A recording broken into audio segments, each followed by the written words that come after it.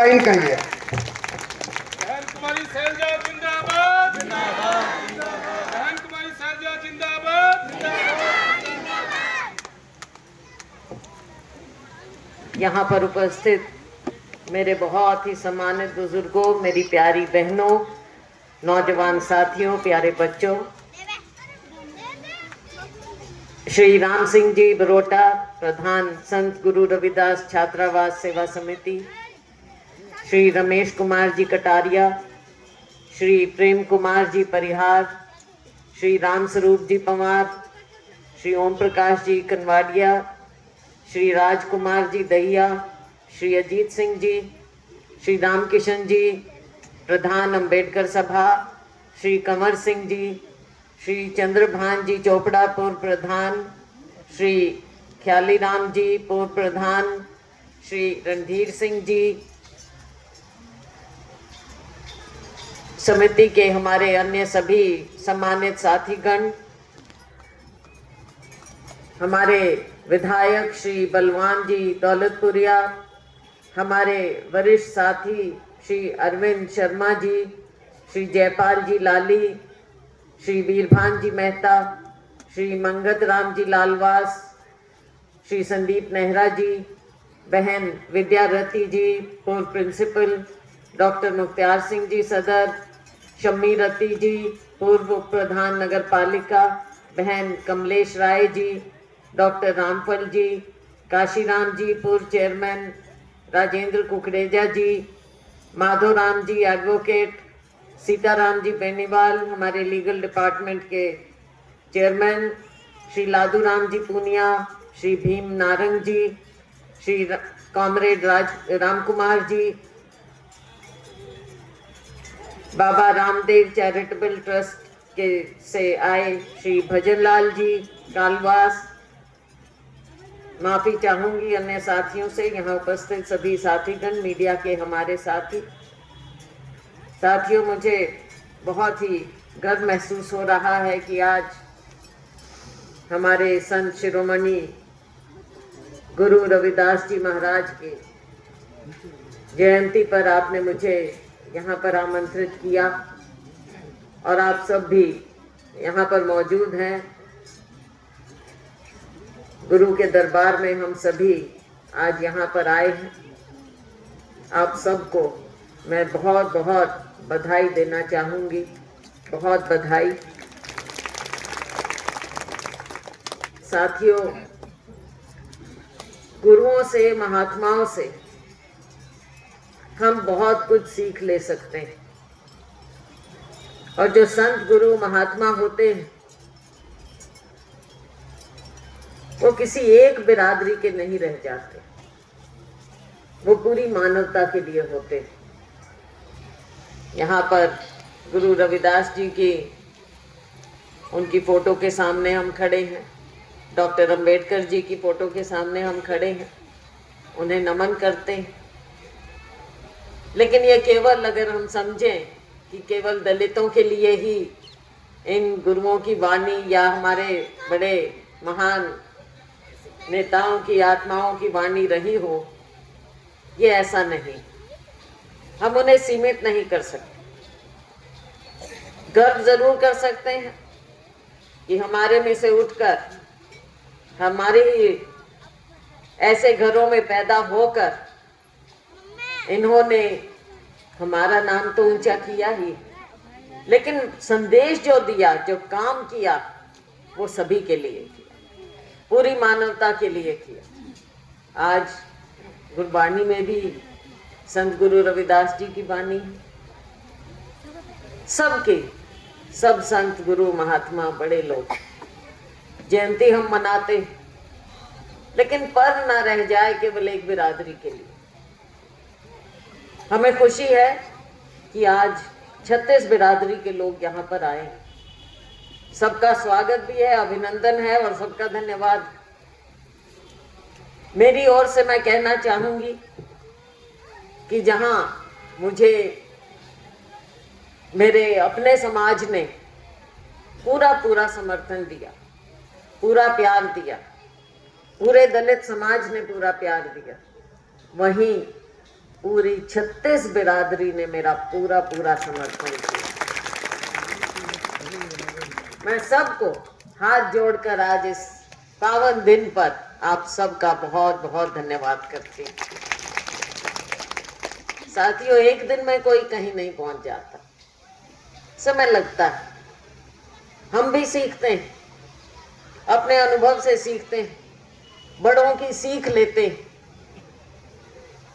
और अपने बड़े महात्माओं से, संत महात्माओं से सीख लेते हैं। तभी हमारी जिंदगी का सफर आगे बढ़ता है और कुछ काम करने लायक हम बनते हैं। एक बार कोई एमएलए एमपी बन जाए, 2 बार बन जाए, बन जाते हैं, बहुत से लोग बने। लेकिन जब हम इस रास्ते को तय करते हैं तो हम भी एक सीख लेते हैं और लेनी चाहिए कि कैसे हम लोगों की सेवा कर सकें, क्योंकि लोग बड़ी उम्मीद से हमारी ओर देखते हैं। बहुत उम्मीदें होती हैं और सबसे ज्यादा उम्मीद किसकी होती है? गरीब तबके की। और सबसे पहला हक, अधिकार, हमारे पूरे जितने रिसोर्सेज होते हैं उस पर सबसे पहला अधिकार हमारे गरीब लोगों का होता है। ये किसी को भी नहीं भूलना चाहिए। आज मैं यहाँ पहुंची हूँ, 40 साल के करीब होने को आई, आप लोगों के साथ से, आपके प्यार से, आपके आशीर्वाद से। मुझसे पहले मेरे पिताजी स्वर्गीय चौधरी दलबीर सिंह, उनका बहुत लंबा सफर रहा। पहला चुनाव उन्होंने यहाँ से लड़ा 1952 में, पहला चुनाव। और उस समय वो भी जैसे मैं, जब मुझे पहली बार टिकट मिला, जीत कर गई, तो बहुत युवा लोगों में मेरा नाम था। मेरे पिताजी भी बहुत कम उम्र में, आप लोगों ने उन्हें बहुत मौका दिया। ताउम्र उन्होंने इलाके की सेवा की। गरीब का हक हमेशा सबसे पहले समझा और उन्होंने भी 36 बिरादरी का पूरा आदर मान सम्मान दिया। तो साथियों, आइए हम सब मिलकर अपने गुरुओं, संत महात्माओं की सीख लेकर 36 बिरादरी को इकट्ठा करते हुए, जो सबसे गरीब लोग हैं, सबसे दलित पिछड़ा वर्ग है, उनका हम ध्यान करें। आज मैं यहाँ पर आई हूँ, आपका धन्यवाद भी करती हूँ। और मैं जानती हूँ, अभी जैसे अरविंद शर्मा जी ने बताया कि ये 3 समुदायों को यहाँ पर जमीन मिली हुई है। 2 समुदाय थोड़े ज्यादा सक्षम हैं, जो हमारा गरीब समुदाय है वो इतना सक्षम नहीं। हमारे पास कोई इतना ज्यादा कोई सरमाया नहीं होता, थोड़ा बहुत होता है, नौकरी पेशे से होता है, उससे ज्यादा बहुत कुछ नहीं होता। कोई, मुझे नहीं लगता कोई इंडस्ट्रियलिस्ट या कोई ऐसा हमारे में से निकलता, वो बहुत कम कोई निकल पाते। आज के दिन तो वो भी खत्म होता जा रहा है। कहाँ नौकरियां मिल रही हैं, कोई रिजर्वेशन, कोई नौकरियों का, तो प्राइवेट सेक्टर सब कुछ टेक ओवर कर रहा है। राजनीतिक मंच नहीं है, लेकिन ये सब जानते हैं, आज की कड़वी सच्चाई है एक, कि रिजर्वेशन तो खत्म ही होगा अगर नौकरियां ही नहीं रहेंगी, पक्की नौकरियां नहीं रहेंगी, कॉन्ट्रैक्ट चलते रहेंगे और प्राइवेट सेक्टर में कोई रिजर्वेशन है नहीं। तो ये एक बहुत बड़ा विषय है, चिंता का विषय है कि हमारा समाज आगे कैसे बढ़े, हमारे बच्चों का भविष्य कैसे उज्जवल हो। तो मैं तो यही कहूँगी कि बच्चों को पढ़ाने के सिवा हमारे पास कोई और दूसरा रास्ता नहीं, और बच्चों को सिखाना है कि पढ़ाई पर पूरा ध्यान दें, आगे निकलना पड़ेगा। जब तक कंपटीशन में हमारे बच्चे आगे नहीं बढ़ेंगे, तब तक कोई पूछने वाला नहीं। सरकारी नौकरियों में कितने लग जाएंगे, प्राइवेट सेक्टर में compete करना पड़ेगा। और मैं ये सबको कहती हूँ और आयोजकों को भी कहूँगी, मैं कहूँगी कि यहाँ पर आप ये छात्रावास भी बना रहे हैं, पुस्तकालय भी बना रहे हैं, कोचिंग भी दिया करिए यहाँ पर।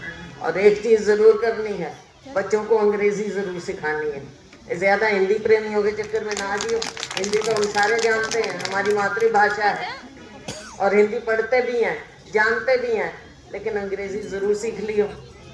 मेरे पिताजी, और उस समय क्या टाइम था भाई, उस टाइम जब मेरे पिताजी स्कूल में गए तब छुआछूत भी बहुत होती थी। साथ में बैठाते नहीं थे, अलग बैठते थे। पहले 2 दिन तो रो के आगे, भाई मैं तो नहीं पढ़ता, मेरे को तो दूसरे सारे छेड़ रहे हैं। उस टाइम था, जाति पाति का समाज में था। अब भाई मेरे को तो साथ नहीं बैठने दे रहे, मेरे को कह रहे हैं तो स्कूल में हमारे साथ बैठ के पढ़ेगा। बिल्कुल नहीं, स्कूल से निकाल देंगे। तो लेकिन समय बदलता गया, हिम्मत थी उनमें भी और परिवार में भी कि भाई इस बच्चे को तो पढ़ाना है, चाहे कुछ हो जाए। वजीफे लिए, पढ़े, डॉक्टर अंबेडकर प्रेरणा स्रोत, वजीफों से आगे बढ़े।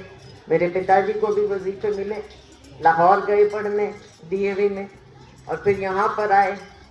जब पार्टीशन हुआ, रोहतक में छात्रावास नहीं रहे, तो छात्रावास की एक बहुत बड़ी अहमियत होती है, क्योंकि बच्चे कई बार गांव में सीमित उसमें नहीं आगे पढ़ पाते।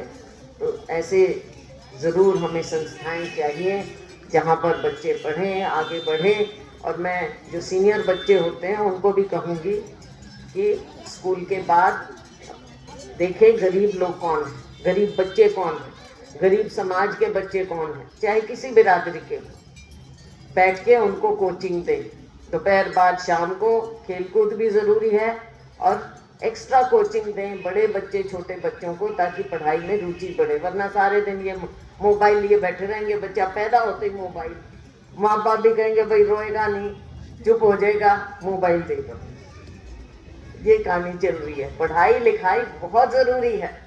तो इसलिए जो बाबा साहेब कह गए, डॉक्टर अंबेडकर, सबके लिए शिक्षित बनो, संगठित हो और संघर्ष करो। संघर्ष करेंगे तभी आगे की पीढ़ी, दुनिया कहाँ से कहाँ पहुँच गई है, और हम अभी भी कई बार बड़ा दुख लगता है। विकास विकास विकास विकास की बात करेंगे, कोई अपना पानी, कोई अपनी डानी, कोई अपना बिजली, और हम तो उसी में फंसे बैठे हैं भाई। कहाँ कैसे करेंगे? और गरीब तबके को कौन पूछेगा? गरीब से गरीब हमारे हैं, अनुसूचित जातियों के लोग, गरीब से गरीब, कोई चारा नहीं है। जैसे तैसे भी अपना पेट काट के अपने बच्चों को पढ़ाते हैं। और सरकारी स्कूलों के बारे में तो मैं क्या कहूँ, कुछ हैं अच्छे टीचर हैं, मास्टर हैं जो पढ़ाते हैं, जो सोचते हैं कि इनका भविष्य बढ़ाएं हम, लेकिन वहाँ भी रिक्त पद पड़े रहते हैं। ये एक है, सच्चाई है, कड़वी सच्चाई है, लेकिन सच्चाई को लेकर हम बैठ नहीं सकते। आगे बढ़ने का जज्बा होना चाहिए, और अगर जज्बा वो अंदर एक चिंगारी नहीं होगी तो आगे नहीं बढ़ पाएंगे। तो ये चिंगारी बच्चों में पैदा कीजिए, उस चिंगारी को और बढ़ाइए, ताकि बच्चे के अंदर ये चिंगारी ऐसी लौ बने कि वो जिंदगी में आगे बढ़ने की प्रेरणा ले। हमारे संत महापुरुष हमारे लिए प्रेरणा स्रोत होते हैं, तो हम उनसे प्रेरणा लें, आगे बढ़ें, समाज सेवा करें, मानव सेवा करें, सबके आगे बढ़ाने के। कि कोई ना कोई, मैं आगे बढ़ गई हूँ तो मुझे ये नहीं भूलना चाहिए कि मेरे पीछे अभी कितने लोग हैं जिनका हाथ पकड़ने की ज़रूरत है, जिन्हें ऊपर उठाने की ज़रूरत है। और ये मेरी अपील 36 बिरादरी से है, केवल अपने समाज से नहीं, 36 बिरादरी से है कि ऊपर उठाने के लिए पूरा समाज आगे बढ़ेगा तभी देश आगे बढ़ेगा, तभी सच्चे मायने में विकास होगा। कोई 1-2 बिरादरी आगे बढ़ जाए उससे कोई विकास नहीं होने वाला। तो सभी, सारा समाज आगे बढ़े, ये देश के हित में भी है, हमारी अर्थव्यवस्था के हित में भी है। तो यही हम लेकर आगे बढ़ें। आपने आज मुझे यहाँ पर बुलाया, मैं आपकी बहुत शुक्रगुजार हूँ। आज यहाँ शुरुआत आपने की है, तो मैं 25 लाख रुपया आपको अपने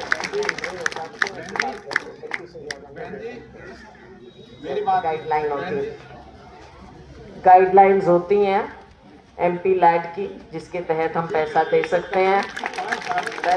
तो वो नहीं, अब बलवान ने कह तो दी, बलवान भाई तो 51,000 वाला तो को नहीं मेरे को तो कह रहा है, अब भाई अपने समाज में दे दे। और भाई थोड़ी इतना इतना छोटा आदमी को नहीं तू। अब 51,000 दे के अपना अब शैलजा से ले लो भाई, शैलजा तो देगी। चलो बहुत बहुत धन्यवाद। जय हिंद।